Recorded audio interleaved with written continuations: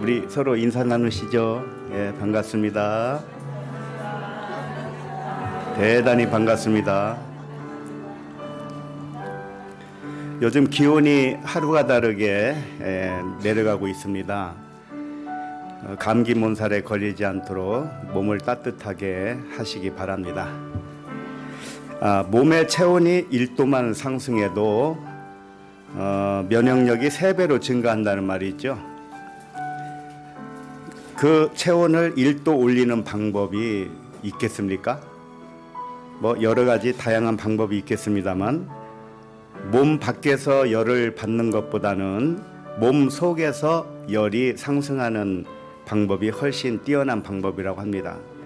그래서 체온을 올려주는 음식을 먹는다든지 그런 음식을 개발하는 그 연구자들도 있다고 합니다. 사람이 열받는다는 표현을 하죠. 그때 열받은 것은 밖에서 어떤 일로 열을 받은 것이 있잖아요. 그 열은 체온을 올리는 것이 아니고 열을 다시 발산하기 때문에 오히려 자신을 해치는 결과를 맞이하게 되는 것이죠. 그래서 열은 밖에서 받으면 안 됩니다. 내면에서 불을 받아야 됩니다. 내면에서 성령의 불세례를 받아야 마음이 뜨거워지고 몸의 면역력도 크게 증가하는 것이죠. 언젠가 말씀드렸지만 작년에 대장암 4기 판정을 받은 권사님이 계셨어요. 올해 80세입니다. 이 권사님은 얼마나 말씀을 사모하고 그 마음이 얼마나 뜨거우신지 항상 놀랄 뿐이죠. 우리 토브 에클레시아 밴드 보시면 아실 거예요.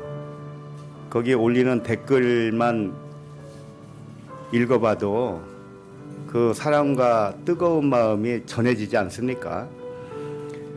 이분이 지금까지 한 2개월에 한 번씩 병원에서 검사를 받고 어떤가 이렇게 살펴봤는데 이번에는 가서 이제 결과를 받았는데요. 더 이상 치료가 할 필요가 없을 정도로 좋아져서 이제 6개월에 한 번씩만 와서 관찰합시다 그러더라는 겁니다. 이분은 처음에 항암 9차까지 맞으셨어요. 그래서 정말 죽음을 체험했다고 할 정도로 그렇게 고통이 심했다고 합니다. 그래서 더 이상은 맞지 않겠다고 결심을 하고 이제 오셨는데 병원에서 그때 9차례 맞고 결과를 보니까 온몸에 림파선까지 다 퍼졌다는 거예요. 암세포가 온몸에 퍼져서 더 항암을 치료를 해야 된다고 그랬답니다. 그래서 더 이상 못하겠습니다. 죽으면 죽었지 더 이상 안 하겠습니다 하고 이제 오신 거죠. 그리고 나서 지금 한 6개월 됐나요? 지난주에 판정받기를 이제 치료 안 해도 됩니다. 근데 그동안 치료해주지도 않았어요. 항암 9번 주사 맞고 그걸로 끝이지. 그분이 이렇게 회복된 이유를 꼽는다면 세상을 초월하고 육체를 초월하고 그리스도의 이름을 믿는 믿음이 충만했던 결과지요. 권사님을 통해서 이 하나님의 일을 나타내신 아버지께 찬양을 올립니다. 너무 놀라운 일들입니다. 기도하겠습니다. 하나님 아버지, 저희들을 부활의 증인으로 삼아주신 은혜를 감사합니다. 부활은 미래의 다른 생명체로 변화되는 것이 아니요 처음에 가졌던 생명과 사랑과 평안으로 회복되는 마음의 부활인 줄로 믿습니다. 이를 알게 하신 아버지께 감사를 드립니다. 세상에서 하나님 나라로 구원받은 아들들에게 하나님의 전신갑주를 입혀주시는 은혜를 감사합니다. 이 시간에도 그리스도의 말씀에 힘입어 세상이 환상으로 쏜 불화살을 능히 소멸하게 하옵소서. 감사드리며 그리스도 이름으로 기도합니다. 아멘.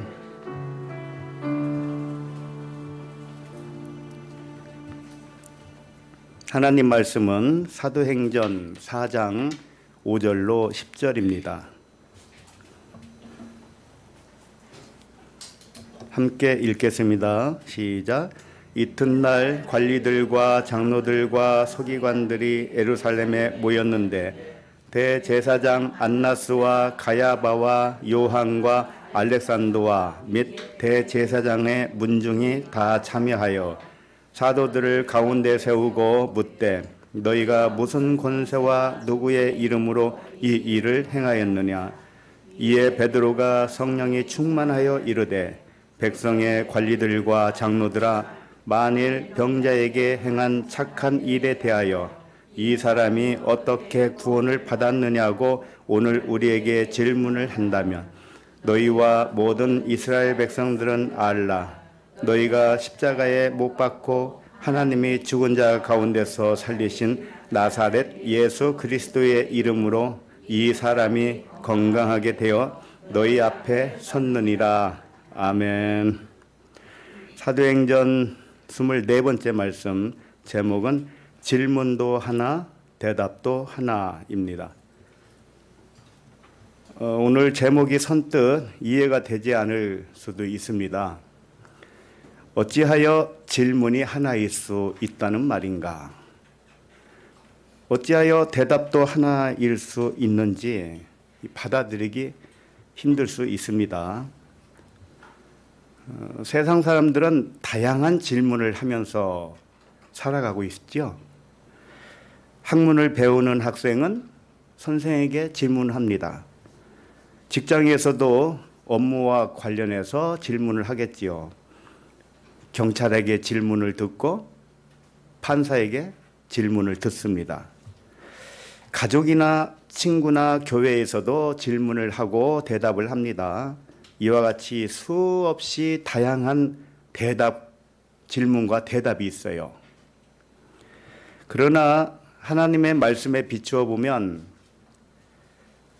많은 질문과 대답이 있을지라도 하나로 요약이 된다는 것입니다. 질문을 하는 이유는 무엇입니까? 모르기 때문에 알기 위해서 질문을 하는 것이겠죠. 대답하는 이유는 무엇인가요? 아는 것을 알려주기 위해서 대답을 하는 것이죠. 이게 뻔한 이야기를 왜 이렇게 길게 할까? 모르기 때문에 질문을 하고 알기 때문에 대답을 합니다. 그런데 질문도 하나요, 대답도 하나라는 뜻은 모르는 것도 하나고 아는 것도 하나라는 뜻이죠. 모르는 것이 다양하기 때문에 다양한 질문을 합니다. 그러나 그 많은 질문은 단 하나를 모르기 때문에 나온 질문이에요. 대답은 질문자가 모르는 단 하나만 알려주면 모든 문제가 해결됩니다.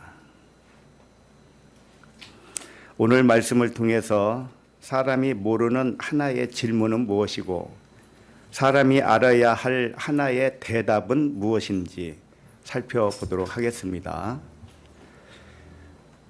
여러 가지 질문을 하는 이유는 하나를 모르기 때문에 다양한 질문을 했을 뿐입니다. 그 하나를 놓쳤기 때문에 여러 가지 질문을 하지만 그 놓친 하나를 알려주면 다 해결이 되는 거예요. 그러나 그 하나를 알려주지 못하면 항상 질문하는 자와 대답하는 자가 같이 헤매요. 오늘 말씀을 통해서 그 문제가 해결되시길 바랍니다. 5절을 함께 같이 읽겠습니다. 시작. 이튿날 관리들과 장로들과 서기관들이 예루살렘에 모였는데, 오늘 말씀은 7날의 언약 중에서 6째 날로 보게 됩니다. 창조 6째 날은 땅의 짐승과 사람을 지었다고 기록하고 있습니다. 그러나 그 말씀도 비유죠. 6째 날에 창조한 땅의 짐승은 육신의 마음을 의미해요. 그리고 여섯째 날에 지은 사람은 남자인 여자로 지었다고 했습니다. 이것은 육신과 영으로 지은 사람이라는 뜻이에요. 남자인 여자를 예수님 같이 표현하면 인자라고 하는 것입니다. 육신은 사람의 모양을 입었으나 하나님의 아들이라는 뜻이죠. 우리는 말씀이 육신이 됐죠. 말씀이 하나님의 아들이라면 육신은 사람의 모양이죠. 그러나 사람의 모양을 가졌다 할지라도 역시 말씀입니다. 그리고 사람에게 6째 날은 사람에게 땅의 짐승을 다스리는 권세를 주셨어요. 그러니까 6째 날은 다른 것이 뭐냐면은 다스린다는 겁니다. 다스림을 받는다 이겁니다. 영의 생각으로 육신의 생각을 다스리는 날이 6째 날이라는 거예요. 그래서 오늘 본문에 등장하는 사도들은 다스리는 인자와 같이 보여주고 있습니다. 오늘 본문에 다스림을 받아야 할 짐승은 누구일까요? 제사장, 장로, 서기관들이죠. 제사장, 장로, 서기관들은 모르기 때문에 질문을 하는 사람이고, 사도들은 알기 때문에 대답을 해주는 사람이에요. 그러니까 질문을 하는 사람은 다스림을 받아야 하는 것이고, 대답하는 사람은 다스리는 자인 것이에요. 진실을 알지 못하는 사람을 알로고스라고 합니다. 말씀이 없다. 그래서 이것을 짐승 같은 사람 이렇게 된 겁니다. 그 성경에서 짐승이라고 했을 때는 진짜 산에서 다니는 그 짐승을 말하는 게 아닙니다. 우리 사람을 말하는 거예요. 말씀을 깨닫지 못하는 사람을 짐승이라고 하는 거죠. 이와 같이 진실을 알지 못하는 짐승 같은 제사장들에게 사도들이 진실을 알려주어서 짐승을 다스리는 6째 날이다. 이렇게 보면 되겠습니다. 5절을 보면 이튿날 이렇게 시작을 하죠. 이튿날을 헬라어로 아우리온이라고 합니다. 아우리온은 내일 또는 다음 날 뭐 이런 뜻이에요. 이튿날이 맞지요. 그런데 영적 의미가 있어요. 그것은 새로운 날이라는 의미가 담겨 있습니다. 요단강을 건너가는 5째 날 다음 날이라는 뜻이에요. 요단강을 건너서 가나안 땅에 들어가면 만나가 그치죠. 광야에서 내렸던 만나가 그치고 가나안 땅에서 새로운 소출을 먹는 날, 이것을 다음 날이라고 한 거예요. 실제로 하루 지났다 이런 뜻이 아닙니다. 다음 날이라고 표현했어도 이것은 새로운 날을 의미해요. 가나안에 들어갔다는 의미는 뭡니까? 천국에 들어갔다는 뜻이잖아요. 그렇기 때문에 새로운 날을 이제 맞이한 것과 같이 이렇게 표현을 하는 것이에요. 5절을 다시 보시면 이튿날 관리들과 장로들과 서기관들이 예루살렘에 모였는데 이렇게 되어 있죠. 이 말씀을 의역을 하면 이렇게 될 것입니다. 영적 가나안에서 새로운 날에 관리들과 장로들과 서기관들이 새로운 양식을 먹으려고 하늘 예루살렘에 모였다. 이렇게 의역을 할 수 있어요. 그러니까 성경을 읽을 때 의역을 하시면 참 좋습니다. 성경 말씀만 아무리 이 사람 저 사람한테 카톡으로 전해주고 해도 아무 소용이 없어요. 성경 말씀은 다 문자이고 비유이기 때문에 거기에 대한 해석이 없으면 아무것도 아닙니다. 그럴싸한 말씀이라도요, 그 속에 숨어 있는 진리는 엄청나게 깊어요. 그렇기 때문에 그저 말씀만 전해준다고 해서 되는 게 아닙니다. 옛날에 많이 해봤어요, 우리도. 뭐 내가 상당히 영적이다고 생각하면서 성경 말씀을 그대로 보내줘요. 아침마다. 그것도 단톡으로 해가지고 막 보내요. 뿌려. 그런데 반응이 오는데 마지못해 사는 거예요. 내가 그걸 읽었어요. 그럼 이거 하지 말자. 이 말씀은 해석이 안 되면 소용없어요. 그걸 아셔야 됩니다. 그래서 영적 가난에 들어온 영적 2세대라 할지라도 여전히 배워야 할 것은 남아 있다는 것입니다. 배워야 한다는 뜻은 기억해내는 것을 의미해요. 왜냐하면은 우리는 배워서 아는 것처럼 생각을 하겠지만요. 배워서 한 게 아닙니다. 왜냐하면 이미 다 알고 있었어요, 우리가. 창세전에 아버지와 함께 가졌던 그 영화, 그 근본으로 돌아가면요. 이미 알고 있었구나, 이렇게 될 겁니다. 하늘에서 뜻이 이미 이루어졌다고 그랬죠?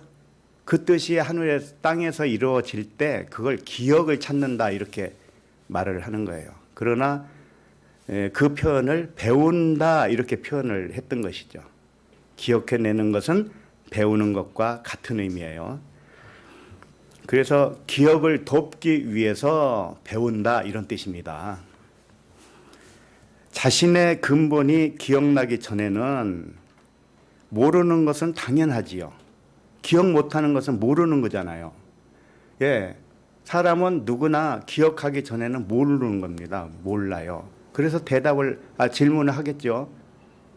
그러면 대답을 들으면 기억이 나겠지요. 네, 이런 방식입니다. 자신이 누구인지 모르면 다양한 환상의 생각에 도취되는 것이에요. 그래서 사람은 다양한 질문이 있는 겁니다. 왜? 자기가 누군지 모르니까요. 자기가 누군지 알면 창세 전으로 거슬러 올라갔다는 거 아닙니까? 그러면 질문할 게 있겠습니까? 맞죠? 나는 왜 그래? 이런 질문이 왜 나왔겠습니까? 내가 누군지 모르니까요. 나한테 왜 이런 일이 생겨? 그런 질문을 왜 할까요? 자기가 누군지 모르기 때문에 그래요. 안다고요? 이론으로 아는 것은 안 것이 아니라는 것을 말씀드리는 바입니다. 그건 지식일 뿐이에요. 예를 들면 집에 있는 강아지가 사람 흉내를 낸다고 합시다. 자꾸 사람 흉내를 내요. 사람이 자는 침대에 와서 자려고 그러고 소파에 앉으면 자기도 올라와서 앉고 외출을 하려고 하면 자기도 따라오려고 그러고 밥 먹으면 사람이 먹는 밥 달라고 그러고 이런다고 합시다. 그래서 강아지한테 얘야 너는 사람이 아니다. 강아지야. 근데 그걸 어느 날 알아들었습니다. 강아지가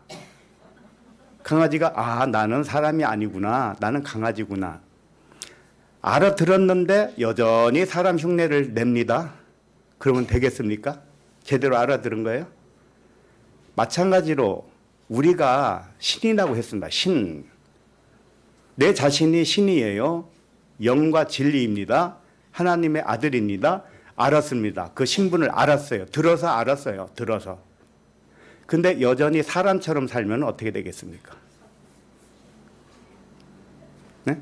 여전히 신으로 살지 못하고 여전히 사람처럼 세상 걱정하면서 산다면은 그게 어찌 신입니까? 그러니까 자신을 알지 못한 것입니다. 아무리 알려줘도 그건 이론일 뿐이지 그 사람이 변화되기 이전까지는 모른 것이에요. 야고보서 4장 13절을 한번 읽어봅니다. 시작. 들으라 너희 중에 말하기를 오늘이나 내일이나 우리가 어떤 도시에 가서 거기서 1년을 머물며 장사하여 이익을 보리라 하는 자들아. 이 말씀은 자신이 누군지 모르기 때문에 장사해서 이익을 보겠다고 호언장담을 한다는 뜻이지요. 사람은 이렇게 살고 있는 것입니다. 그러나 하나님은 뭐라고 하시는지 14절이요. 시작. 내일 일을 너희가 알지 못하는도다. 너희 생명이 무엇이냐? 너희는 잠깐 보이다가 없어지는 안개니라. 여기서 내일 일 했는데 이게 아우리온이에요. 그러니까 새로운 날에 내일의 일을 모른다 이겁니다. 그러니까 하늘의 일을 모른다 이겁니다. 하늘의 일을 모르니까 내가 이렇게도 하고 저렇게도 해서 이익을 남기겠다 이런 말을 한다는 거예요. 내일을 계획하며 자랑하는 너희들은 하늘의 새로운 내일을 모르고 있다는 뜻입니다. 새로운 날을 모르는 너희의 목숨은 무엇이냐? 너희는 잠깐 보이다가 없어지는 안개가 아니냐? 이렇게 말씀하십니다. 하늘을 모르는 너희 생각은 안개와 같은 육신의 생각이다 이런 뜻이에요. 진실을 알면 그 안개는 사라지게 되겠죠. 네. 그 안개는 모르는 상태를 의미하는 것입니다. 나 자신이 누군지 모르고 하늘의 일을 모르는 상태, 육신의 생각, 이것이 안개예요. 그러나 진실을 알게 되면 이 안개는 금방 거치게 되겠죠. 자신을 고통스럽게 다가오는 세상 일이 왜 생기는 줄 아십니까? 네? 나에게 왜 이런 일이 생길까? 그런 질문도 하는데요. 그 왜 그러겠습니까? 그것은 딱 한 가지 이유예요. 자기가 누군지 몰랐기 때문에 일어나는 거예요. 나 안다고요? 내가 신인 줄 알아요. 안다고 아무리 얘기해봐요. 신처럼 살지 못하는데 어떻게 알았다고 할 수가 있나요? 온 세상 걱정을 다 하면서 살고 있으면서 일이 좀 잘 되면 헤헤 하고 좀 안 되면은 흥흥 그러고 이게 신입니까?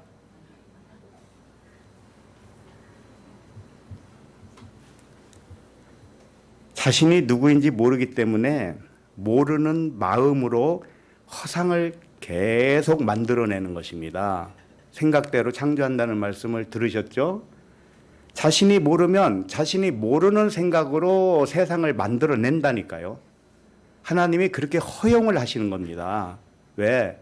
그렇게 하도록 계획을 했으니까요.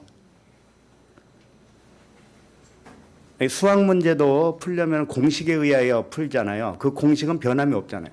하늘의 공식도 마찬가지예요. 하나님은 이 공식을 변경시키지 않아요. 한 번 만든 공식이기 때문에 너희 생각대로 되는 거야 라는 공식을 만들었으면 그 공식은 끝까지 유지되는 것입니다. 그러니까 고통이 어디서 왔습니까? 내가 만들어낸 나의 세상이 나를 고통을 주었던 것이죠. 그러면 어떻게 하면 좋겠습니까? 생각을 바꾸시면 되죠. 아주 간단합니다. 그래서 이건 세상적인 교훈에 가까운 이야기예요. 뭐냐면 긍정적으로 생각하라 그랬죠. 이것은 세상 사람들도 써먹는 방식이에요. 긍정의 힘이라는 책이 옛날에 유명했잖아요. 예? 지금도 그 교회가 미국에서는 미어 터집니다. 종합운동장보다도 더 커요. 그 교회 이름, 교회 규모가. 긍정의 힘을 가져라. 그런데 그런 종류의 긍정을 말하는 건 아닙니다. 내가 누군지 알면 긍정이 될 수밖에 없는 것이죠. 그러니까 내 자신이 누군지 알면은요, 고통으로 다가오는 어떤 일도 진실이 아니고 환상인 줄 아는 겁니다. 이렇게 모르면 아직은 사람이지 신은 아니란 말이에요. 15절을 봅니다. 15절 시작. 너희가 도리어 말하기를 주의 뜻이면 우리가 살기도 하고 이것이나 저것을 하리라 할 것이거늘. 자신이 누군지 아는 사람은 허상을 붙잡지 않는 사람이겠죠. 주의 뜻이 아닌 것은 아무것도 없다는 것을 아는 자가 신이에요. 그렇지 않겠어요? 주의 뜻이면 이것도 하고 저것도 한다고 하니까 이것은 주의 뜻일까? 고민을 해봐야 된다는 거예요. 저것은 주의 뜻일까? 또 고민을 해야 됩니까? 그게 아니라는 거예요. 이것도 주의 뜻이고 저것도 주의 뜻인 거예요. 그렇게 아는 자는 계획을 할 필요가 있어요, 없어요? 계획을 할 필요가 없지요. 안 그러겠습니까? 이것도 주의 뜻, 저것도 주의 뜻인데 어찌 이게 분리를 해서 생각할 수가 있습니까? 하나님을 오해하면은요, 내가 만든 하나님을 생각을 해요. 하나님은 이럴 것이다 라고 생각을 합니다. 그리고 자기가 만든 기준에 부합되지 않으면 저 사람은 하나님 뜻대로 안 하고 있구나 이렇게 판단을 합니다. 그러나 그것이 얼마나 우매한 판단인지 모르시죠? 온 세상을 만들고 계시는 하나님을 하나님 입장에서 보시기 바랍니다. 사는 것도 주의 뜻이요. 이것도 주의 뜻이요. 저것도 주의 뜻으로 믿는 자가 하나님의 아들이에요. 저항하지도 않으며 계획하지도 않으며 물 흐르는 대로 맡기고 사는 아들이 하나님의 아들인 거예요. 왜? 사람은 안절부절합니다. 왜? 이렇게 되면 안 되고 저렇게 되면 좋고 이것을 항상 자기가 결정을 해놔요. 그래서 자기가 결정한 대로 안 되면 안절부절을 못합니다. 그러나 말씀은 뭐라고 하십니까? 이것도 주의 뜻, 저것도 주의 뜻. 그러면 16절, 17절도 두 절을 함께 읽어보겠습니다. 시작. 이제도 너희가 허탄한 자랑을 하니 그러한 자랑은 다 악한 것이라. 그러므로 사람이 선을 행할 줄 알고도 행하지 아니하면 죄니라. 이 말씀은 내일 일을 자랑하지 말고 모든 일을 하나님의 선으로 알고 행하라 이런 뜻이에요. 모든 일을 하나님의 선으로 알지 못하면 그것이 곧 죄라는 뜻입니다. 사람은 자기 기준이 있어요. 그래서 자기 기준에 의해서 이건 나쁜 거, 좋은 거 이거 결정을 한다니까요.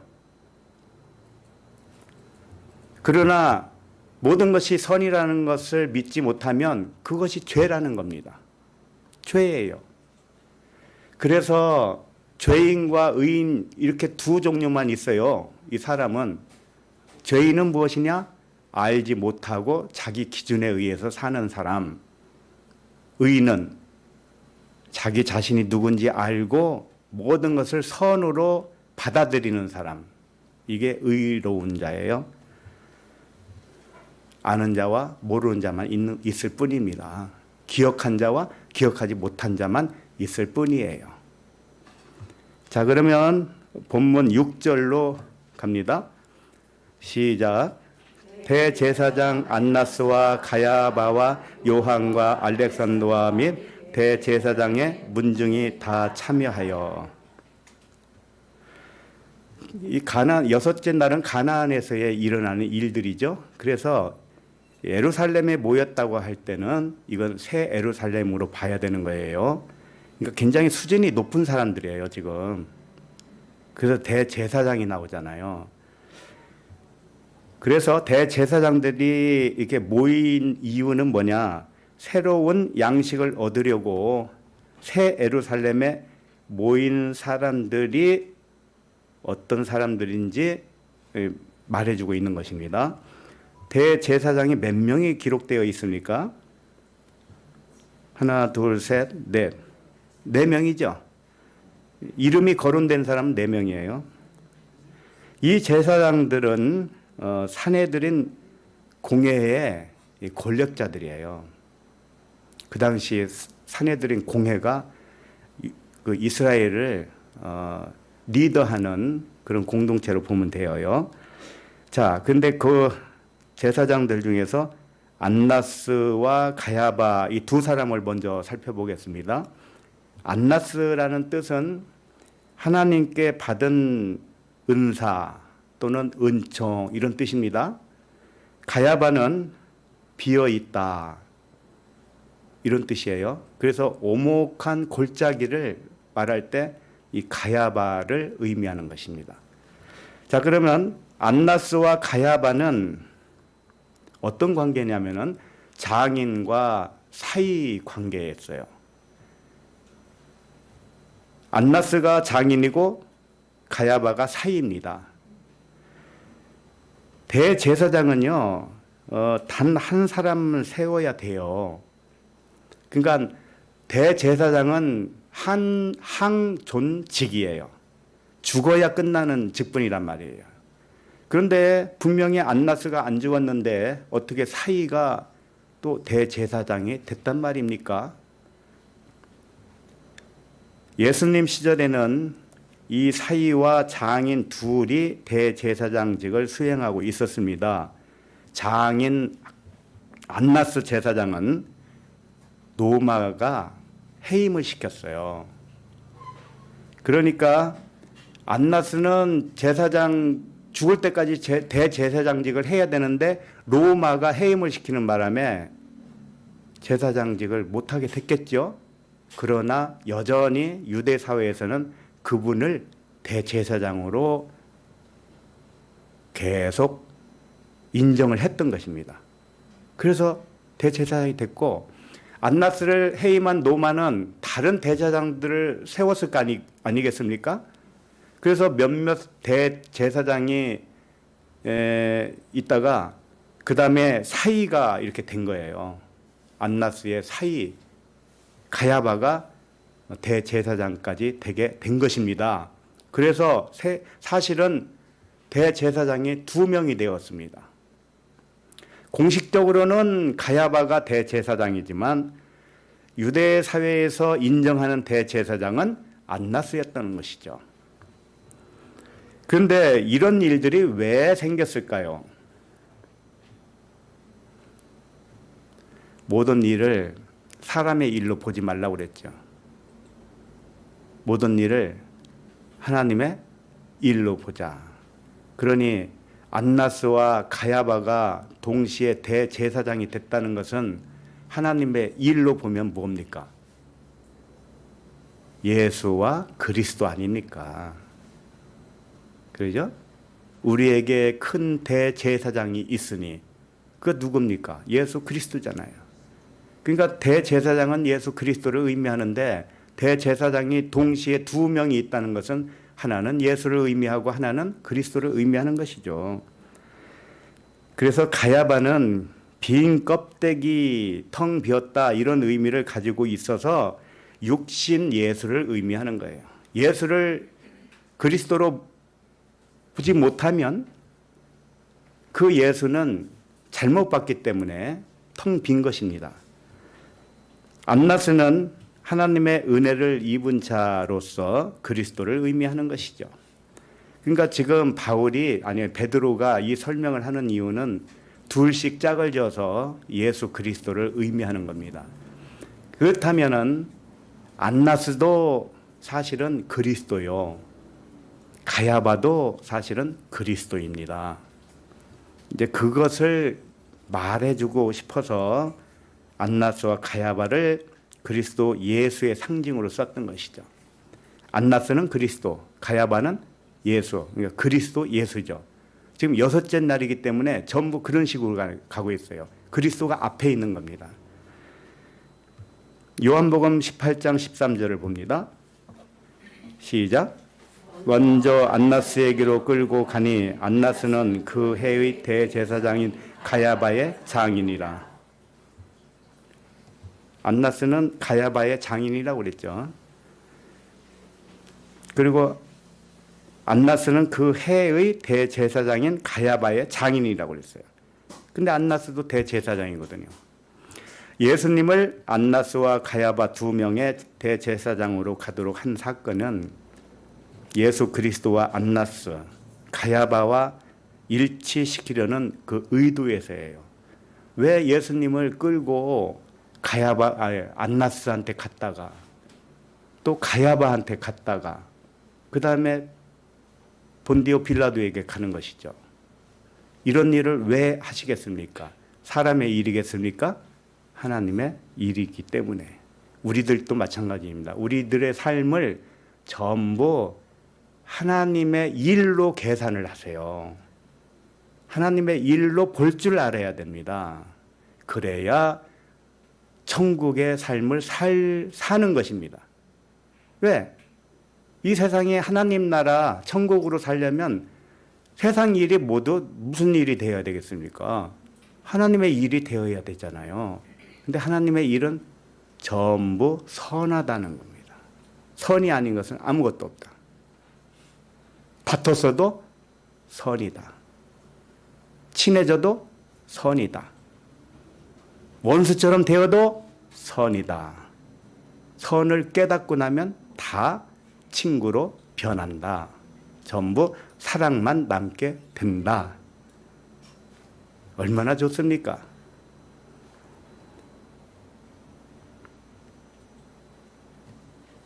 우리들도 누군가에게 가도록 하지요.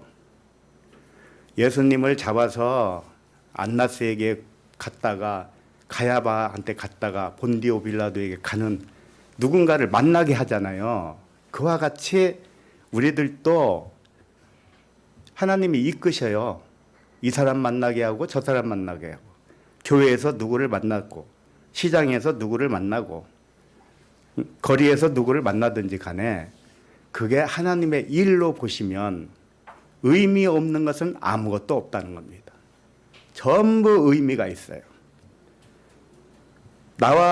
내가 만난 사람은 나와 하나라는 의미를 알려주는 목적으로 만나게 했구나, 이렇게 믿으시기 바랍니다. 예수님을 안나스한테 보낸 이유가 뭐겠습니까? 안나스가 바로 예수 그리스도다. 똑같다. 가야바한테 보내는 이유가 뭡니까? 가야바가 예수 그리스도와 하나다. 본디오 빌라도에게도 마찬가지고요. 다 하나라는 것을 가르쳐 주기 위해서 이 사람도 만나고 저 사람도 만나게 하는 거예요. 우리가 이 지구촌에 있는 모든 사람을 다 만날 수는 없잖아요. 그러나 내 삶의 바운더리에서는 만나게 하는 사람을 만나게 하는 겁니다. 그걸 통해서 하나라는 것을 가르쳐 주려고요. 그러니까 중요한 것은 내가 누군지 모르면 헛발질 하는 것이요, 내가 누군지 알면 모두 하나라는 것을 알고 더 이상 헛발질을 안 하게 되는 것이죠. 헛발질. 영어로 어떻게 번역하려나 모르겠네.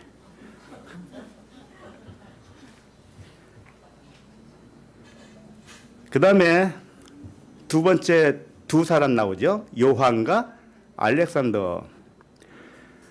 요한은 하나님의 사랑이라는 뜻이고, 알렉산더는 막는다 이런 뜻이에요. 그러니까 불의로 진리를 막는다 이런 말씀 들어보셨죠? 그와 같이 알렉산더는 이 반기를 드는 자의 상징이에요. 그래서 요한과 알렉산더는 요한은 그리스도요, 알렉산더는 예수를 상징하고 있는 것입니다. 우리들에겐 누구나 두 성향이 있는 거예요. 나의 성향이 그리스도이면서 예수의 성향이 나타나는 겁니다. 영이면서 육의 성향이 있고요. 또 영의 성향도 나타나는 거예요. 그러나 이것이 둘이 하나가 되었을 때는 육의 성향이 이제 사라지는 겁니다. 영의 생각만 남아요. 왜? 영의 생각이 생명이기 때문에. 육의 생각은 사망이기 때문에 사망으로 돌아가는 것이고 생명만 남는 것입니다. 자, 마가복음 15장 21절을 봅니다. 시작. 마침 알렉산더와 루포의 아버지인 구레네 사람 시몬이 시골로부터 와서 지나가는데 그들이 그를 억지로 같이 가게 하여 예수의 십자가를 지우고, 구레네 시몬 잘 아시죠? 십자가를 대신 지고 간 구레네 사람 시몬의 두 아들이 있습니다. 두 아들 이름은 알렉산더와 루포라고 했습니다. 자, 알렉산더는 진리를 막는 불의한 육신을 의미했다고 그랬죠. 루포는 붉은 피라는 뜻이에요. 붉은 피가 뭡니까? 성령, 물과 피와 성령은 하나다. 피가 뭡니까? 그리스도의 생명을 의미하죠. 그러니까 알렉산더는, 큰아들은 진리를 막는 육신을 의미했고, 둘째 아들 루포는 그리스도의 생명을 의미했던 것이에요. 그러니까 알렉산더와 루포 형제는 그리스도 예수를 상징하고 있었던 것이죠. 이것을 요한과 알렉산더로 표현하고 있었던 겁니다. 요한은 그리스도요, 알렉산더는 예수라는 뜻입니다. 그러나 둘이 하나예요. 둘이 하나라고요. 그러니까 우리는 모두 누굽니까? 그리스도 예수인 거예요.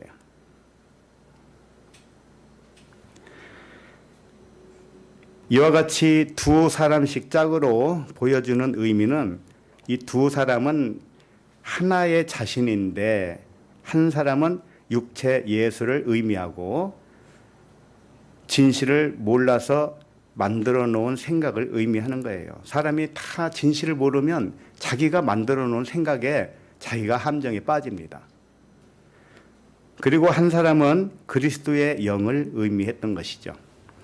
그러나 진실을 모르는 육신이 자신이 그리스도의 영이라는 진실을 깨달으면 모르는 자와 아는 자가 하나가 되죠. 내가 몰랐다가 알면 몰랐던 내가 알게 된 나와 하나지요. 그렇잖아요. 내가 비밀을 몰랐어요. 그러다가 비밀을 깨달았습니다. 그러면 비밀을 깨달았는데 모르는 것이 남아 있나요? 그럴 수는 없죠. 그러니까 육의 생각과 영의 생각이 하나가 됐죠. 그래서 주와 합한 영은 한 영이다. 이렇게 한 것이죠. 그러므로 모르는 자는 반드시 질문을 하게 됩니다. 질문을 해야 알 수 있으니까요. 자, 그러면 7절로 가보겠습니다. 시작. 사도들을 가운데 세우고 묻되 너희가 무슨 권세와 누구의 이름으로 이 일을 행하였느냐. 하늘의 새 예루살렘에 모인 사내들인 공회원들이 사도들에게 질문을 합니다. 진리에 대한 궁금증은 천국에 가까이 온 사람에게 일어나는 질문인 거예요. 천국이 가까이 있을 때 질문이 일어난다니까요. 아예 모르면 질문도 안 일어나요. 그러니까 영적인 질문은 아무나 할 수 없다는 뜻이죠. 보통 사람들은요, 세상에 속한 땅의 일을 질문해요. 그렇지 않아요? 세상 사람들 가만히 말하는 내용을 한번 들어보세요. 먹고 사는 문제예요, 전부. 세상 일일 뿐이란 말이에요. 영적인 질문은 그래서 아무나 할 수 없는 것입니다. 그러나 질문은 단 하나로 요약된다고 이미 말씀드렸습니다. 대제사장들이 이 사도에게 질문한 내용을 한번 볼까요? 7절을 다시 한번 보세요. 대제사장들이 질문 내용은 다음과 같습니다. 나면서 못 걷는 사람을 일으켜서 걷게 한 권세가 누구의 권세냐? 이걸 물어본 겁니다. 맞죠? 지금 못 걷는 자를 걷게 한 사도들에 대해서 이 대제사장들이 따지고 있는 겁니다. 그렇잖아요? 예. 그러니까 누구의 이름으로 이 기적을 행하였느냐? 이걸 질문을 했던 것입니다. 무슨 권세와 누구의 이름으로 이 이적을 행하였느냐? 이게 궁금했던 것이죠. 이들의 질문은 자신이 누군지 알려고 하는 질문은 아닌 것처럼 보이지요. 맞잖아요. 대제사장들이 사도들에게 뭘 물어봤습니까? 못 걷는 자가 걷게 한 그 기적은 누구의 권능으로 했느냐, 누구의 이름으로 했느냐, 이걸 질문을 했지. 대제사장이 사도들에게 묻기를 나는 누구입니까? 이렇게 질문했습니까? 안 했죠. 그러나 영적으로 보면 나는 누구입니까? 이렇게 질문한 것과 같다니까요. 왜 그런가를 한번 살펴보자고요. 대제사장들이 질문한 것들은 자신과 전혀 관계없는 남의 일을 질문하고 있습니다. 맞죠? 못 걷는 자를 사도들이 일으켜서 세웠습니다. 그게 남의 일이잖아요. 대제사장들과 아무런 관계가 없단 말입니다. 그런데 왜 그들이 이렇게 와서 물어볼까요? 누구의 권능으로, 누구의 이름으로 못 걷는 자를 일으켰느냐? 누가 하든 무슨 상관이에요, 자기하고. 그러니까 자기하고 아무 관련이 없는 걸 질문합니다, 사람은. 나면서 못 걷는 자를 걷게 한 사도들이 사용한 권세와 사도들이 사용한 이름을 대라. 이런 말이죠. 그러면 사도들이 무엇으로 기적을 베풀었는가를 알고 싶었다는 것이죠. 그런데 그것을 알고 싶어 하는 것처럼 보이기는 하지만 사실은 질문이 뭐였는가 하면은 대제사장이 이렇게 한 거예요. 사도들이요, 내가 누구입니까? 나의 정체는 무엇입니까? 이렇게 질문한 것과 같아요. 왜냐하면은 베드로가 대답해 주는 걸 보면 알아요. 뭘 이야기하는 건지. 베드로는 누구의 권능으로 했다 이것을 예수 그리스도의 이름으로 했다고 말은 해요. 그런데 중간에 쭉 설명하는 걸 보면 네가 바로 예수 그리스도의 이름이야. 이걸 가르쳐주고 있었단 말입니다. 그러니까 사람은 질문을 여러 가지 하지만 대답은 한 가지밖에 없습니다. 당신이 누구입니다. 이거밖에 없어요. 그 사람의 질문도 다른 질문을 했어도 듣고 싶은 대답은 바로 그겁니다. 자기가 누군가를 알고 싶은 겁니다. 이것을 간파할 줄 알아야 돼요. 그래서 이들의 질문은 사도들이 사용한 권능과 이름이 무엇인지 궁금한 것처럼 보였지만 진실은 무엇이냐? 자기 자신의 권능, 자기 자신의 권능과 자신의 이름을 찾기 위한 질문이었던 것입니다. 물론 자신들은 자신을 찾으려고 질문한 것으로 생각하지 못해요. 그러나 그 속에 있는 영은 자기가 누군지를 알고 싶은 거예요. 누구나 마찬가지입니다. 사람들은 이상하죠? 어느 집회에서 기적이 일어난다고 하면 우르르 몰려갑니다. 그래서 어떤 권능으로 하는지 누구의 이름으로 하는지 보고 싶어 해요. 근데 자기 자신이 누군지는 생각을 못 해요. 다른 사람을 일으키는 그 권능이 자기에게 있다는 사실을 미처 모른단 말입니다. 그러나 나면서부터 못 걷는 자는 그걸 깨달았던 거예요. 자기 이름이 나사렛 예수 그리스도라는 이름으로 믿었습니다. 그 순간에 일어나 걸었던 거예요. 그러니까 그 권능과 이름이 누구에게 있습니까? 자기에게 있는 겁니다. 자기에게. 근데 사람은 다른 사람에게 치료를 받고 싶어 합니다. 집회에 가서 이렇게 고개 머리 뒤밀고 안수해달라고 그러고 말이에요. 내 안에 있는 귀신 좀 쫓아주세요. 예수님은 그랬죠. 귀신이 쫓겨나서 그 집이 소재되었다고 할지라도 나중에는 7 귀신을 다시 데려온다고 그랬습니다. 그래서 나중 형편이 더 못된다고 그랬어요. 왜 이런 말씀을 기억을 못하는지 모르겠습니다. 귀신이 자기입니다. 자기. 그러면 자기 안에 있는 권능으로 사용해서 자기를 내쫓으면 되죠. 맞지 않습니까?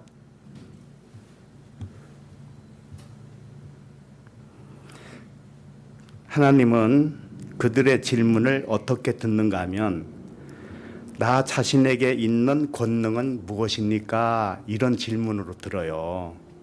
대제사장들은 사도들에게 당신들이 사용한 권능이 뭡니까? 이렇게 질문했지만 사실은 자기 안에 있는 권능이 그 권능이 자기에게 있기를 바라는 마음인 거예요.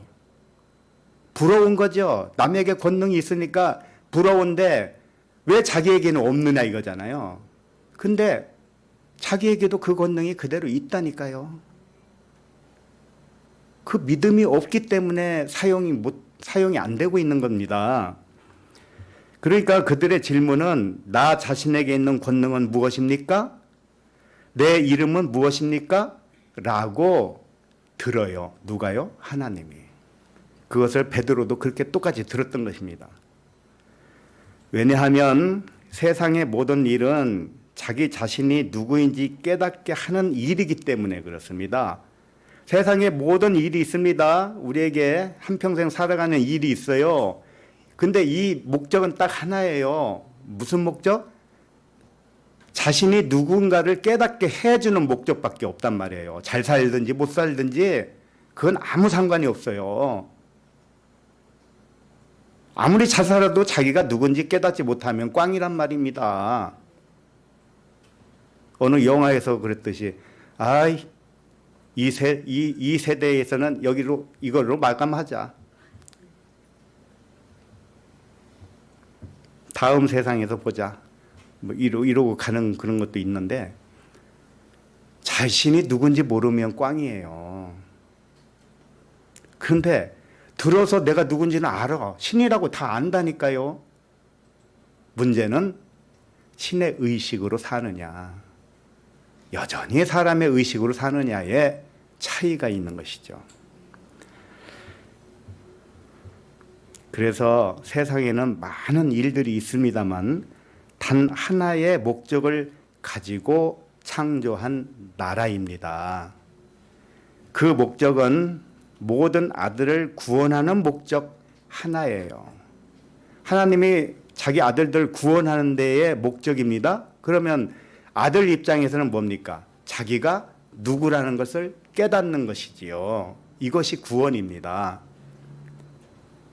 그러므로 하나님은 아들들의 모든 질문을 나는 누구입니까? 라는 하나의 질문으로 듣는 거예요.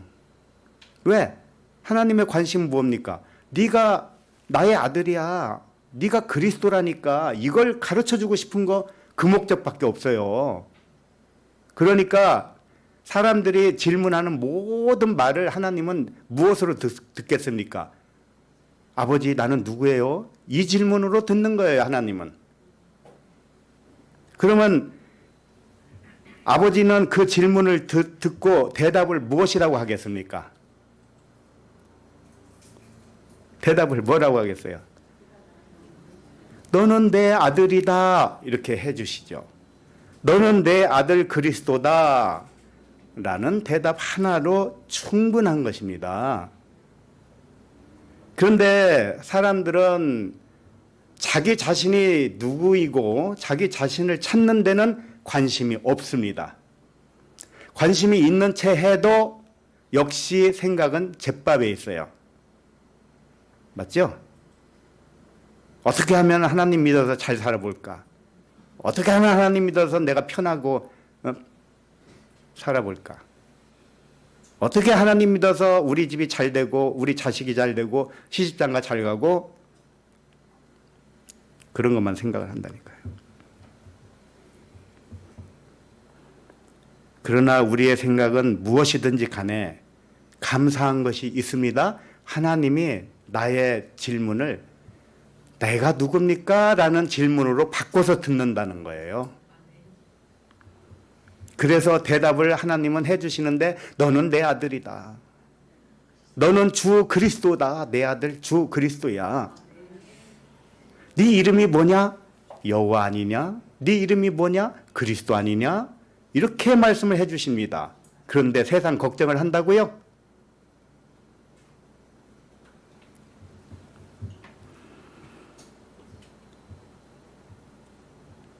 그러나 세상 사람들은 나는 누구입니까? 라고 질문하지 않고 다른 내용을 질문하는 이유는 무엇일까요?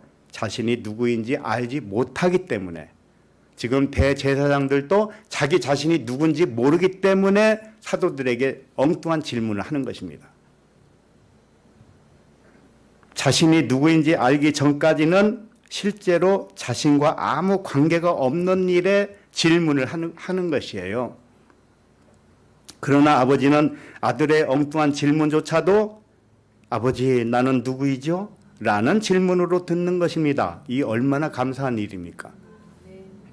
마태복음 21장 23절을 읽어봅니다. 시작. 예수께서 성전에 들어가 가르치실 때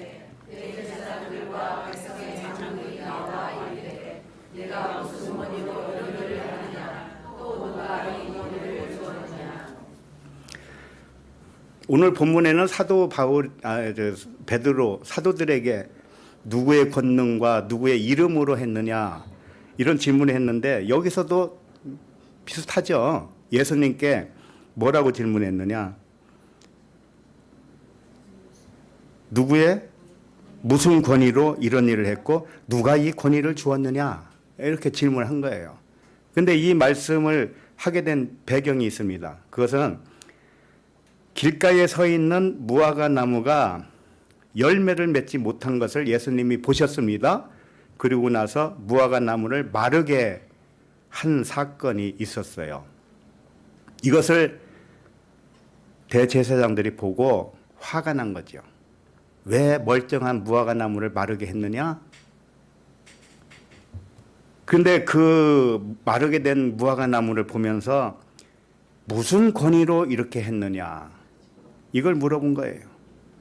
누가 이 권위를 주었느냐? 이걸 물어본 겁니다. 만약에 이렇게 질문한 대제사장들이 자신이 누구였다는 걸 알면 이 질문을 하겠습니까? 생각을 해보세요.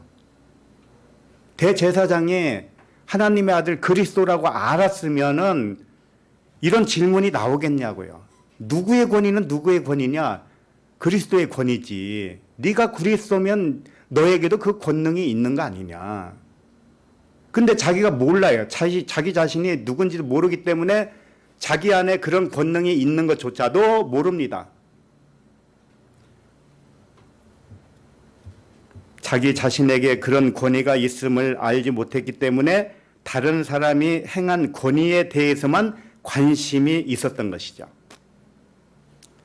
오늘날도 마찬가지입니다. 자기 자신에게 그런 권위가 있음에도 관심을 두지 않고 남에게만 관심을 갖는 거예요. 어디 용한 점쟁이 없나? 어디 권능이 충만한 어떤 사역자가 있나? 이런 거. 그래서 무슨 집회하면은 또 거기 막 간단 말이에요. 넘어뜨리고 하는 거 재밌죠? 그런데 가서 야 손가락만 이렇게 했는데 사람이 벌러덩 넘어지는 거 보면서 야, 저 권능이 무슨 권능일까? 저 권능을 누가 줬을까? 대단하다. 근데 자기가 누군지는 질문하지도 않아요. 한 사람도 그런 사람 없습니다. 그 집회하는 인도자한테 목사님, 내가 누굽니까? 내 안에 그 권능이 있습니까? 이걸 질문하는 사람은 한 사람도 없어요. 자, 24절도 봅니다. 시작. 예수께서 대답하시되 나도 한 말을 너희에게 너희가 대답하면 나도 무슨 권위로 이런 일을 하는지 이르리라. 예수님이 대답하시는 방식은 좀 독특하죠. 바로 대답을 안 하시고 질문으로 대답을 하십니다. 왜 질문으로 대답을 하느냐 하면 질문을 하면 스스로 깨달을 수 있기 때문에 그래요. 누구든지요, 모든 답은 스스로 알 수 있습니다. 다만 기억하지 못했을 뿐이에요. 그래서 기억을 찾게 해주기 위해서 다시 질문을 하는 겁니다. 예를 들면은 아들이 엄마한테 와서 엄마, 10,000원짜리 내가 가지고 있었는데 엄마가 가져갔어? 이렇게 질문을 해요. 10,000원짜리가 어디 있는지 모른다는 얘기잖아요. 그러니까 엄마는 어디 있다라고 대답을 안 하고 잘 생각해봐. 너 10,000원 가지고 어느 방에서 너 그거 가지고 갖고 놀고 있었지? 그럼 얘가 기억을 할 거 아니에요. 내가 안방에서 놀았네? 그럼 거기 가봐. 그럼 거기 가서 찾아요. 이런 식입니다. 질문을 하죠. 그러면 질문으로 대답하는 것도 아주 현명한 방법이에요. 그래서 우리 각자는 남에게 질문하기 전에 자기 자신에게 질문을 먼저 하는 게 아주 현명합니다. 왜? 자기 자신 안에 모든 답을 알고 있는 성령이 있어요. 성령이 있단 말이에요. 모든 일에 통달하시는 성령이 내 안에 있어요. 그 성령이 나의 영입니다. 그 영에게 질문을 하세요. 그럼 영이 기억을 더듬을 겁니다. 그래서 다 알게 되는 겁니다. 자, 그러면 25절도 읽어봅니다. 25절 시작. 요한의 세대가 어디로부터 왔느냐? 하늘로부터냐? 사람으로부터냐? 그들이 서로 의논하여 이르되 만일 하늘로부터라 하면 어찌하여 그를 믿지 아니하였느냐 할 것이요. 제사장들의 질문은 누구의 권위로 기적을 행하였느냐의 질문이었습니다. 그런데 예수님의 대답은 질문 형식으로 했는데 예수님의 질문은 동문서답과 같은 그런 질문을 해요.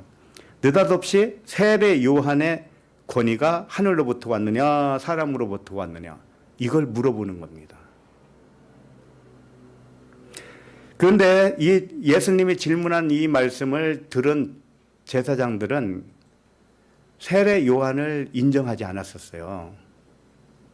세례 요한을 배척했단 말입니다. 그러나 온 백성들은 세례 요한을 선지자로 여겼습니다.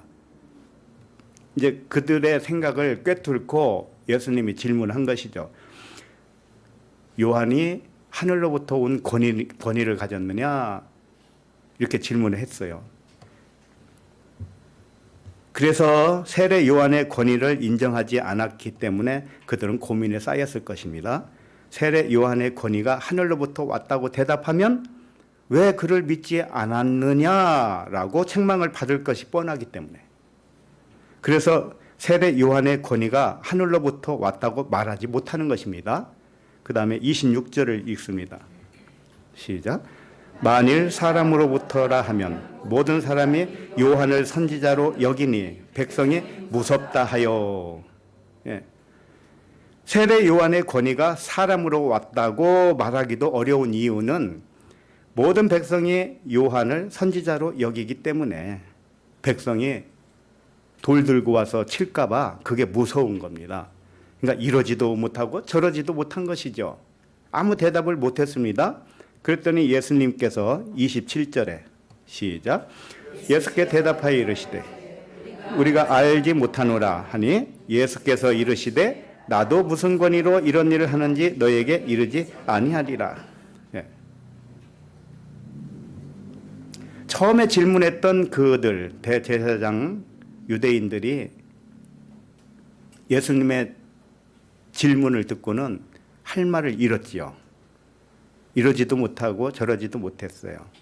그랬더니 예수님도 그러면 나도 무슨 권위로 했는지 말 안 해줄게 이랬단 말이에요. 약 올리지. 예수님도 대답하지 않겠다고 이렇게 말씀을 하셨습니다. 예수께서 말하지 않는 이유는 그들이 알지 못하면 예수님이 진실을 말해준다 해도 믿지 않기 때문에 그래요.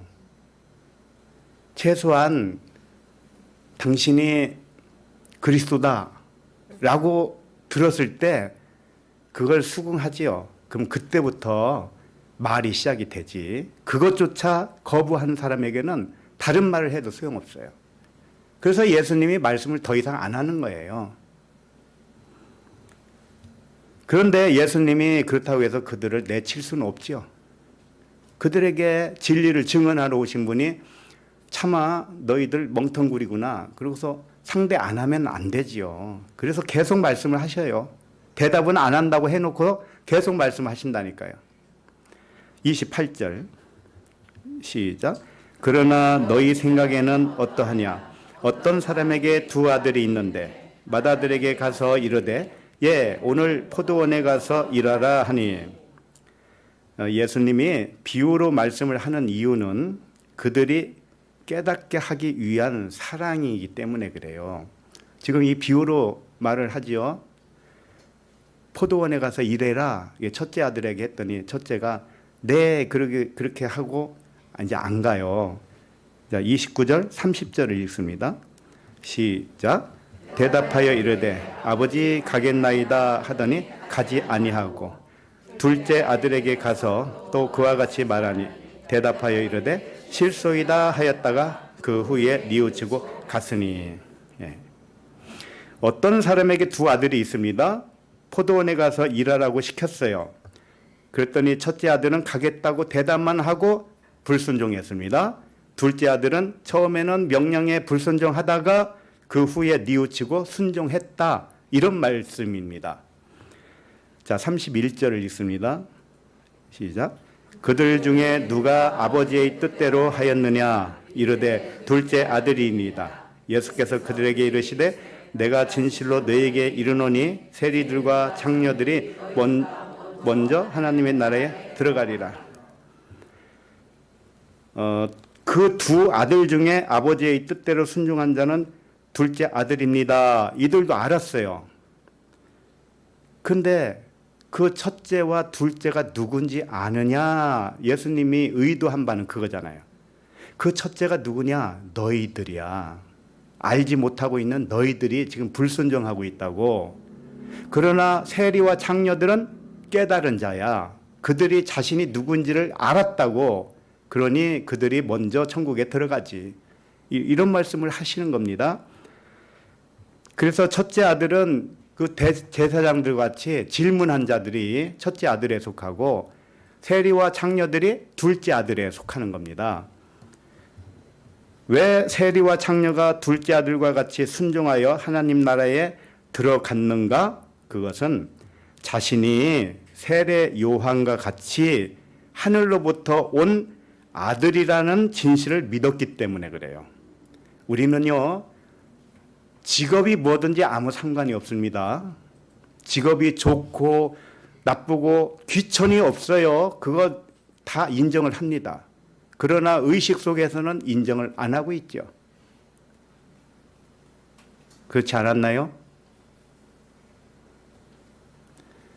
가끔 방송에서 노래하는 그런 프로그램을 보면 앞에서 노래하는 가수는 귀한 직업이죠. 뒤에서 백댄스가 있죠. 뒤에서 춤추는 백댄스는 귀한 직업으로 보고 있습니까? 그렇게 안 보고 있잖아요.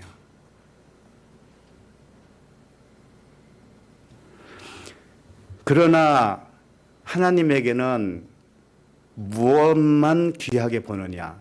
자기 자신이 누구인지를 안 자, 기억하는 것. 이것을 가장 귀하게 봅니다. 다른 것은 꽝이에요. 자, 32절을 봅니다. 시작. 요한이 의의 도로 너희에게 왔거늘 너희는 그를 믿지 아니하였으되 세리와 장년은 믿었으며 너희는 이것을 보고도 끝내 뉘우치지 아니하였도다. 요한이 의의 도로 왔다는 뜻은 요한이 하늘로부터 와서 그리스도의 길을 예비한 자였다, 이런 뜻입니다. 세례 요한을 통해서 자신들을 그리스도로 믿지 않았기 때문에 뉘우쳐 믿지 않았다고 하신 거예요. 그러니까 이 제사장들이 세례 요한이 권위가 하늘로부터 왔다는 것을 인정하지 않았죠.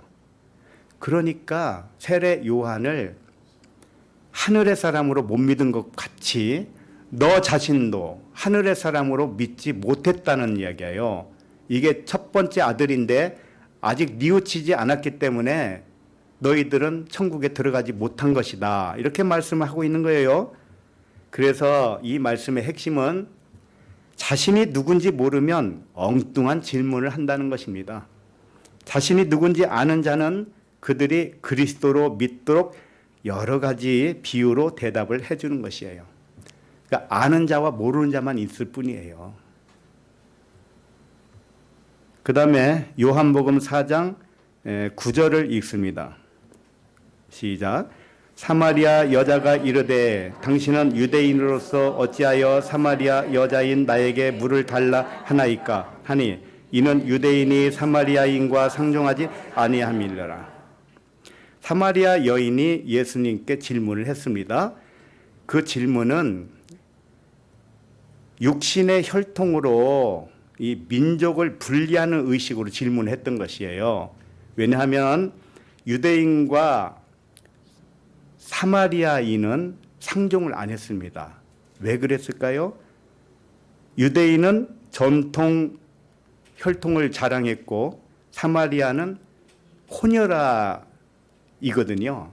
그러니까는 이 혈통적으로는 섞였기 때문에 너희들은 인정 안 하겠다 해서 서로가 이렇게 상종을 안 했습니다. 그런데 사마리아 여인이 질문한 게 뭡니까? 그와 같이 유대인과 사마리아인이 서로 상종하지 않는데 어찌하여 당신은 나에게 물을 달라고 합니까? 어찌하여 나에게 상종을 합니까? 이거잖아요. 그런데 이 질문을 하는 이유가 뭡니까? 사마리아 여인이 몰랐기 때문에 질문한 거 아닙니까? 예, 모르면 질문이 나오게 되어 있어요. 근데 사마리아 여인이 자기가 누군지 알았다면 이 질문을 할 필요가 있겠습니까? 만약에 사마리아인 그 여인 자신이 그리스도와 한 영이라는 것을 알았습니다. 유대인들도 그리스도와 한 영이라는 걸 알았습니다. 그러면 혈통의 이 분리 의식으로 질문을 할 필요가 있겠습니까? 전혀 없잖아요. 그러니까 모르면 엉뚱한 질문을 한단 말이에요. 그러나 이 질문을 하나님은 어떻게 보느냐? 나는 누구죠? 이렇게 질문한 것으로 보는 거예요. 그래서 예수님이 그걸 가르쳐줘요. 네가 누군지를 내가 가르쳐주겠다. 질문은 엉뚱한 거 했지만 대답은 그 대답이 아니에요. 그와 같이 사람은 많은 질문을 하지만 모르기 때문에 다양한 질문이 있는데 사실은 딱 하나를 몰랐기 때문에 그 모르는 것이 뭐냐? 자기 자신이 누군지를 몰랐던 겁니다.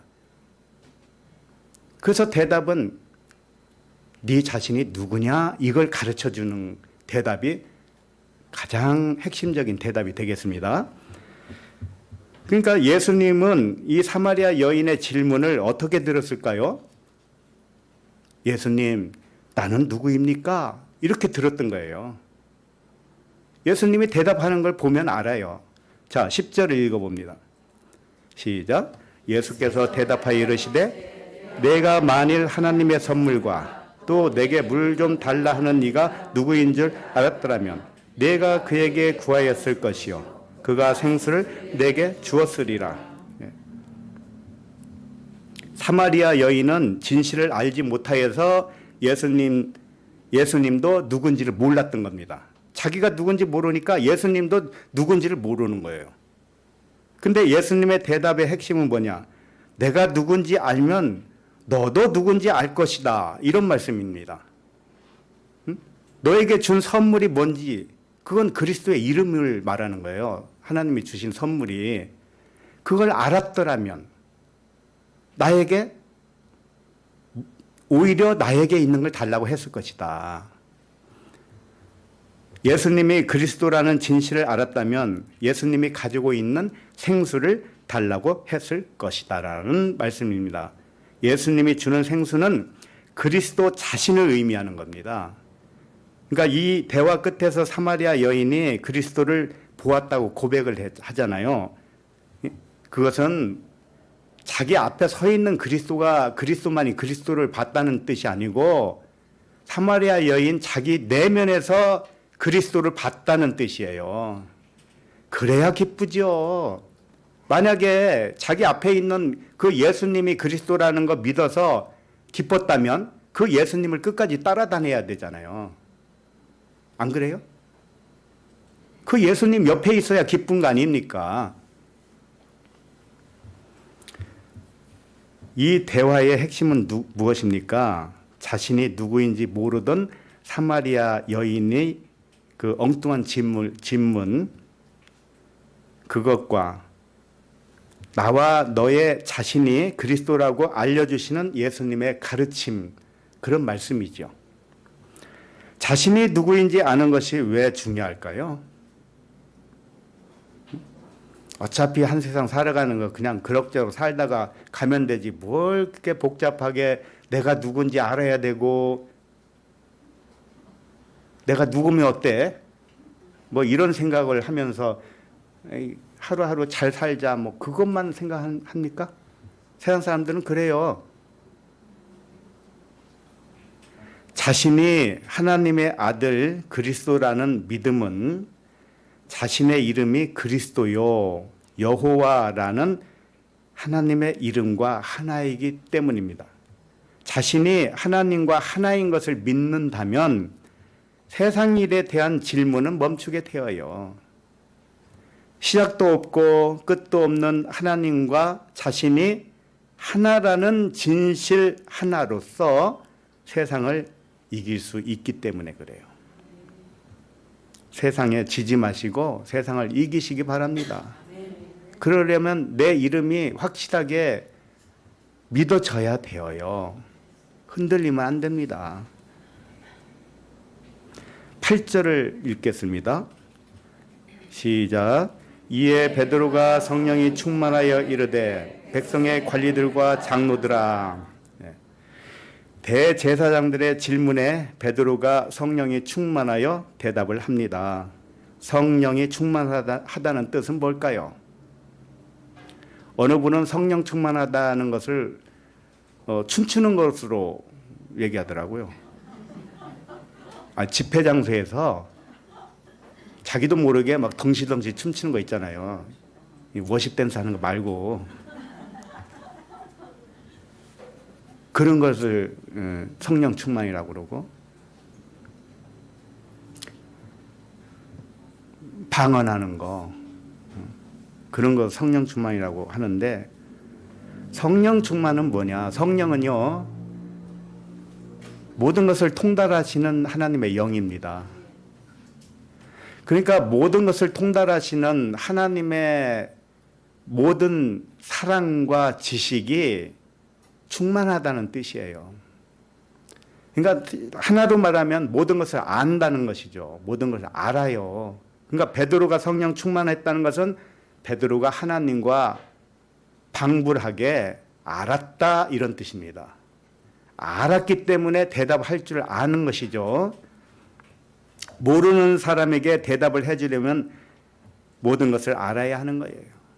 그래서 성령 충만해야 모든 것을 아는 것이고 모르는 것을 알아야 대답을 해줄 수가 있는 것입니다. 그래서 모든 것을 알게 되려면 성령이 깨닫게 해주는 영과 진리로 가득해야 됩니다. 그래서 성령을 구하라고 했던 것이에요. 우리는 구할 것이 성령의 깨달음을 구하는 것입니다. 자, 그러면 9절을 읽겠습니다. 시작.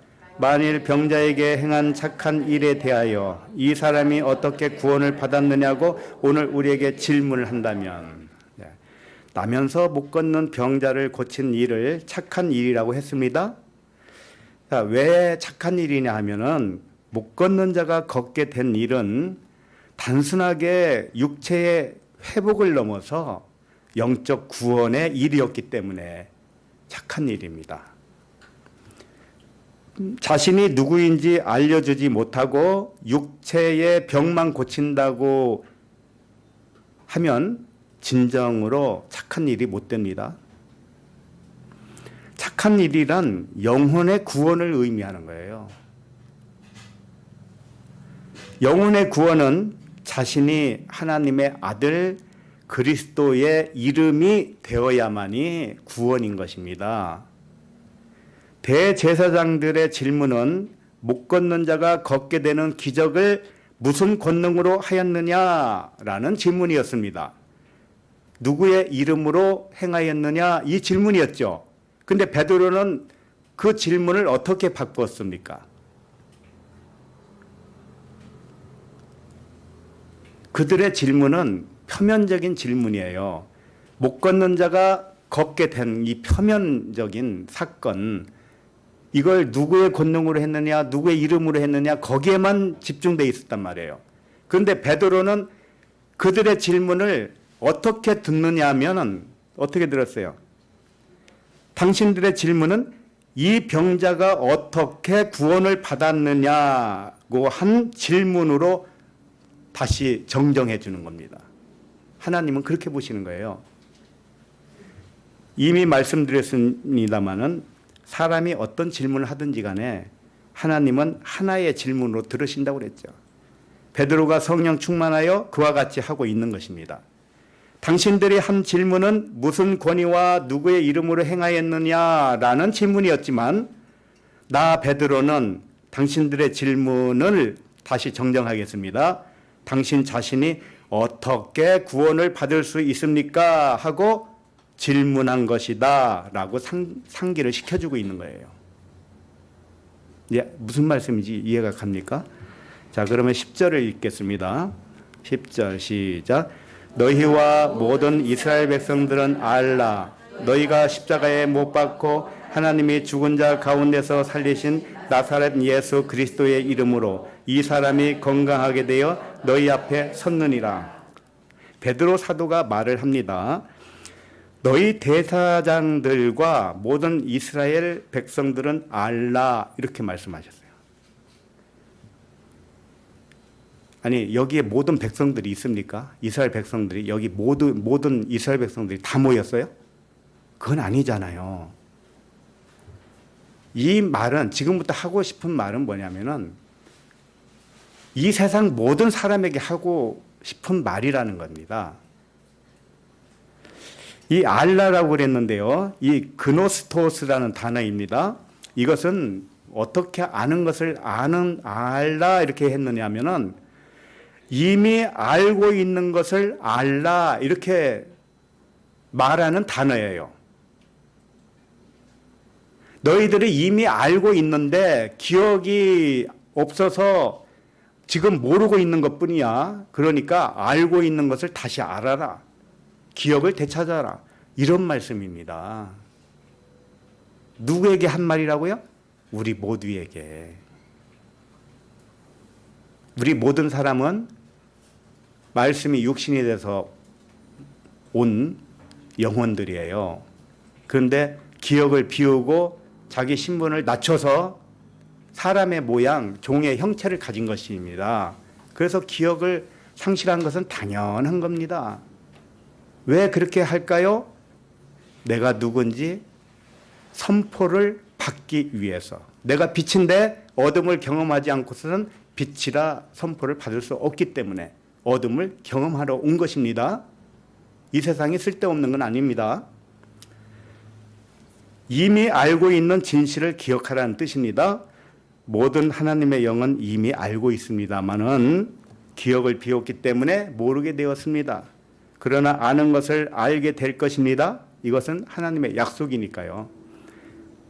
잊은 기억을 언제 찾게 되는지는 아무도 몰라요. 이 세대에서 찾게 될런지 다음 세대에서 찾을지 모르기 때문에 열심을 내라고 하는 것입니다. 때를 어떤지 묻었던지 전하라고 했던 것입니다. 요한복음 3장 11절 읽습니다. 시작. 진실로 진실로 내게 이르노니 우리는 아는 것을 말하고 본 것을 증언하노라. 그러나 너희가 우리의 증언을 받지 아니하는도다.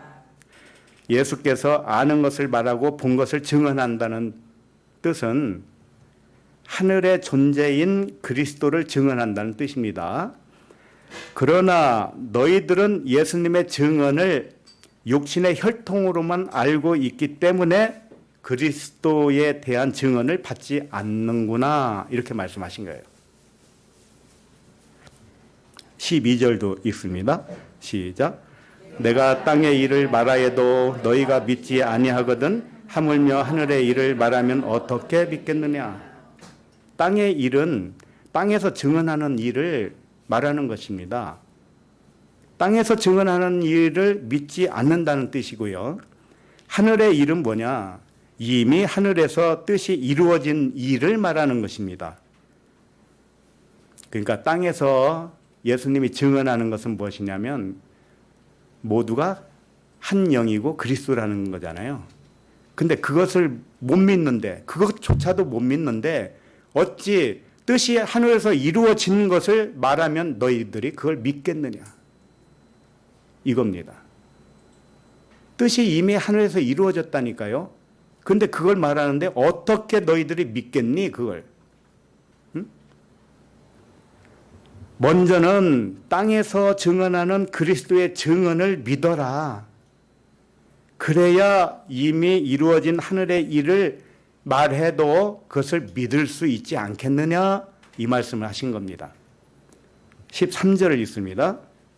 시작. 하늘에서 내려온 자 곧 인자 외에는 하늘에 올라간 자가 없느니라. 이 말씀은 예수님만 하늘에서 내려왔다는 뜻이 아닙니다. 모든 사람은 하늘에서 내려온 자들이에요. 말씀이 육신이 되어 땅에 내려온 자가 맞습니다. 이 진실을 믿는 자가 하늘에 올라간 자라는 뜻이에요. 우리가 하늘에서 내려온 자라는 사실을 믿어야만이 그 믿는 순간 우리는 하늘에 안침받은 거라니까요. 그 말씀을 하신 겁니다. 그래서 지금 본문으로 다시 돌아와서요. 10절을 보면 10절 너희와 모든 이스라엘 백성들은 알라 너희가 십자가에 못 박고 이렇게 했는데 이 말씀은 모든 이스라엘이 예수 그리스도를 십자가에 못 박는데 가담했다는 뜻이 아닙니다. 그렇잖아요. 지금 이 말씀은 그렇게 보이잖아요. 모든 이스라엘 백성들은 알라 너희가 십자가에 못 박았다 그랬으니 그러면 이스라엘 모든 온 백성이 예수님을 십자가에 못 박으세요 이렇게 했다는 겁니까? 그렇게 했을 리는 없잖아요. 그럼 이게 무슨 뜻이냐고요. 바울도 고백을 했죠. 내가 그리스도와 함께 십자가에 못 박혔나니 그랬습니다. 바울이 언제 그리스도와 함께 십자가에 못 박힌 적이 있었습니까? 역사적으로 그건 없었죠. 그러니까 이 말씀도 그런 말씀이 아니에요. 실질적으로 예수님을 십자가에 못 박으라고 이 가담했다는 말이 아닙니다. 영적인 말을 하고 있어요. 무슨 뜻이냐면은 모든 백성들이 예수 그리스도를 십자가에 못 박았다는 뜻은 예수 그리스도는 육신의 혈통이 아닌데 예수님은 육신의 혈통이 아니라고요. 영적 그리스도인데 그들은, 온 백성은 예수 그리스도를 영으로 믿지 못했기 때문에 그리스도를 육신의 혈통으로 격화시켰다는 거예요. 신분을 낮춰버렸다는 얘기예요. 그게 십자가에 못 박았다는 뜻입니다. 예를 들면 이거 간단하게 말해서 예수 그리스도는 영인데 육으로 봤다 이런 뜻입니다. 육으로 보면 영을 십자가에 못 박은 죽인 거잖아요. 그와 같이 우리들도 마찬가지. 모든 사람은 자기가 그리스도여 영인데 육으로 알고 있잖아요. 육으로 알고 있으면은 그리스도를 십자가에 못 박은 거라니까요. 이 온 세상의 사람들이 다 그러고 있는 거예요. 자기가 누군지를 모르니까요. 자기가 누군지 모르니까 진짜 자기는 십자가에 못 박아서 죽인 겁니다. 그리고 가짜로서 산 거예요. 지금까지. 이런 말씀이에요. 자, 그러면 고린도 후서 16절을 읽어보도록 합니다. 시작. 그러므로 우리가 이제부터는 어떤 사람도 육신을 따라 알지 아니하노라. 비록 우리가 그리스도도 육신을 따라 알았으나 이제부터는 그같이 알지 아니하노라. 누구든지 처음에는 사람을 육신을 따라 알아요. 그러나 이제는 어떤 사람도 육신을 따라 알지 않는다. 이 말씀입니다. 그러면 모든 사람을 볼 때 무엇으로 본다는 겁니까? 그리스도로 본다는 것이고 영으로 본다는 것이고 말씀으로 본다는 것입니다. 또 하나님으로 본다는 말씀이에요. 그리고 나서 뭐라고 했어요? 그리스도도 육신을 따라 알았으나 이제부터는 그같이 알지 아니한다. 이렇게 말씀하셨죠. 처음에는 사람들이 전부 예수 그리스도를 육신을 따라 알아요. 예수님이 십자가에 못 박혔는데 얼마나 아플까? 그 육신으로만 안다고, 육신으로만. 그리스도를 육신을 따라 알면은요, 그리스도를 십자가에 못 박아 죽인 것과 같다는 말씀을 하고 있는 거예요. 그와 같이 사람을 육신에 따라 알면 자기 자신의 그리스도를 죽인 것과 같다는 뜻입니다. 우리 각자가 자기가 자기를 죽인 겁니다. 진짜를 죽인 거란 말이에요. 자기를 육으로 알면은. 그러니까 우리는 육이 아닙니다. 영이에요. 그걸 아셔야 됩니다. 본문 10절 마지막 절이죠. 그 부분을 이제 결론적인 말씀인데요. 나면서 못 걷는 병자가 구원받은 이유를 말하고 있어요. 나사렛 예수 그리스도의 이름을 자기 자신의 이름으로 믿었기 때문에 건강하게 구원받았다. 이런 말씀을 지금 하고 있는 겁니다. 나사렛 예수 그리스도의 이름의 뜻이 뭘까요? 이것은 나사렛은 나시린을 의미해요. 나시린 예수 그리스도 이렇게 말해도 됩니다. 나시린 예수 그리스도의 이름 이렇게. 자, 그러면 나시린은 구별된 자라는 뜻입니다. 구별된 자. 무엇이 구별되었을까요? 나시린이 먹는 음식에 대해서 아십니까? 대표적으로 세례 요한이 나시린이에요. 나시린 세례 요한이 뭘 먹고 살았다고 그랬어요? 그렇죠. 메뚜기와 석청을 먹었다고 그랬습니다. 메뚜기는 뭐예요?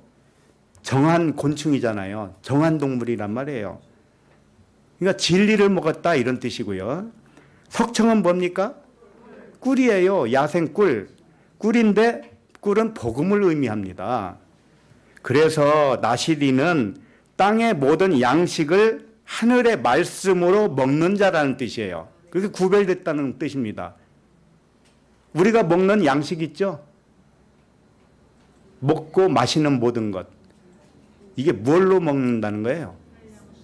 하늘의 양식, 말씀으로 먹었다. 이게 나신이란 뜻이에요. 그러니까 나시린, 그렇게 구별된 예수 그리스도는 땅의 사람이 아니라는 뜻입니다. 그러니까 하늘의 그리스도 예수라는 뜻이에요. 이것을 나면서 못 걷는 자가 믿고 그 이름을 자기 이름으로 믿고 일어나 걷기도 하고 뛰기도 하며 하나님을 찬송했다, 이런 뜻이에요. 그러니까 구원은 뭐냐? 내 자신이 이름이 변해야 돼. 그리스도 예수로 이름이 변해야 된단 말이에요. 우리는 하나님과 하나라고 그랬어요. 그러면 하나님의 이름이 나의 이름이에요. 그걸 무섭게 여기지 마세요. 다만 하나님처럼 살면 되는 겁니다. 하나님처럼 살으려고요. 하나님에게는 이것과 저것이 없어요. 위와 아래가 없어요. 우측과 좌측이 없어요. 선한 것과 악한 것도 없습니다. 귀한 것과 소중한 게 따로 있지 않습니다. 이것도 하나님의 뜻이요, 저것도 하나님의 뜻입니다. 그 의식으로 살라는 거예요. 그 의식으로.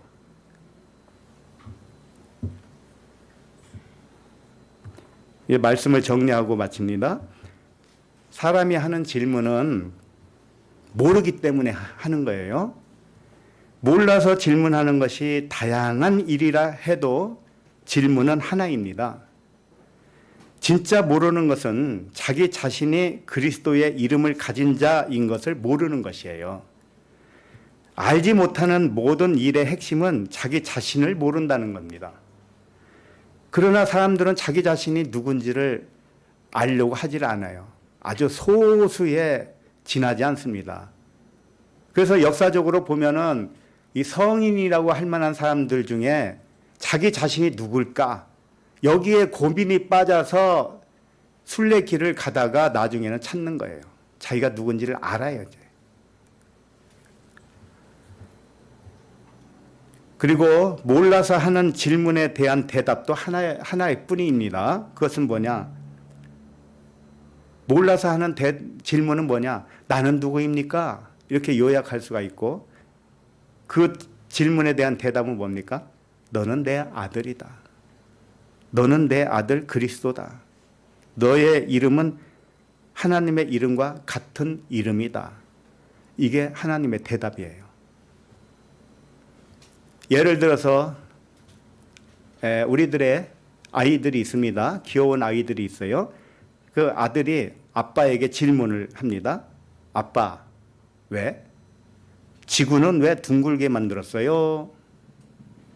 아빠, 왜? 왜 낮과 밤이 있어요? 아빠, 낮에는 별이 없다가 왜 밤에는 별이 있죠? 이런 질문을 할 거 아니겠습니까? 그러면 아빠의 대답은 무엇입니까? 과학 선생이 아니면 이거 대답 못하죠? 아빠의 대답은 그렇게 하나하나 대답할 필요가 없는 거예요. 대답은 뭐라고 그랬어요? 하나라고 그랬습니다. 아들아, 너는 어디서 왔는지 아느냐? 이렇게 질문을 해보세요. 예수님처럼. 대답을 질문으로 해보시라고요. 너는 누구인지 아느냐? 이렇게. 너의 진짜 이름이 무엇인지 아느냐? 이렇게 질문을 해봐요. 너는 아빠와 엄마에게서 나왔잖니? 그래서 너는 아빠와 엄마를 꼭 닮았잖아. 그와 같이 우리는 모두 하나님에게서 나온 하나님의 아들 아니냐? 너는 아빠의 박씨성을 가진 박씨지? 그와 같이 우리 모두는 하나님의 성을 가졌단다. 하나님의 성이 뭐예요? 하나님의 성은 그리스도란다. 그러니 네가 누구냐? 그리스도 성규지. 이렇게 자녀와 대화를 나누시기 바랍니다. 자녀들이 무엇을 질문했든지 간에 거기 딱 하나 빠져요. 아빠, 나는 누구지요? 이 질문이 빠져요. 그러니까 그 빠져있는 질문 대신 다른 것으로 한 것뿐입니다. 그러니까 아빠는 그 빠뜨린 질문 하나를 딱 찾아낼 줄 알아야 되는 겁니다. 그것이 무엇인가? 아빠, 나는 누구예요? 나는 어디서 왔어요? 이 질문. 그 질문에 대한 답은 하나죠. 너는 하나님의 아들이야. 하늘에서 왔어. 하늘의 권능이 너에게 있어요. 너의 씨는 그리스도라는 성씨지. 이렇게 가르쳐 주시기 바랍니다. 기도하겠습니다. 하나님 아버지, 질문도 하나요, 대답도 하나라는 의미를 알게 하심을 감사합니다.